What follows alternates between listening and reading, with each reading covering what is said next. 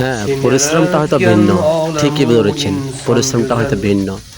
আপনি যদি পরিশ্রমটা এমনভাবে করেন যে আল্লাহকে খুশি করার জন্য, আল্লাহর নেয়ামতটাকে আঁকার জন্য, কাবা শরীফ, মক্কা শরীফ এগুলাকে আঁকতে পারেন, যদি আপনি সেখানে পরিশ্রম দেন, তাহলে অবশ্যই আল্লাহ খুশি হবেন।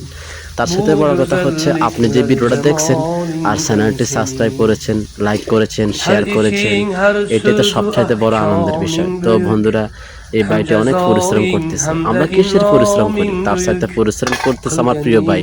কত সুন্দর করে আর্ট করেছে, এখন মক্কা শরীফ আর্ট করবে। শেষ পর্যন্ত দেখলে আপনার চোখ কপালে উঠে যাবে। আপনি দেখলে বুঝতে পারবেন না যে এটা একটা আর্ট করেছে কেউ। আপনি হয়তো ভাববেন যেটা সরাসরি আপনি দেখতেছেন। আমার মনে হয় কি জানেন, ভাইটার প্রতিভা আছে। আর এই ভাইটার প্রতিভা থাকার জন্য অবশ্যই দেখছেন, মাশাআল্লাহ মাশাআল্লাহ, অবশ্যই কমেন্ট বক্সে মাশাআল্লাহ বলে যাবেন। এত সুন্দর করে কাবা শরীফটা আর্ট করেছে নিখুঁত ভাবে। দেখলে মনে হয় যে এটা আপনি সরাসরি ভিডিও দেখতেছেন। তো চ্যানেলটি সাবস্ক্রাইব করে সঙ্গে থাকুন, আরো দারুণ দারুণ ভিডিও পেতে ফলো করুন।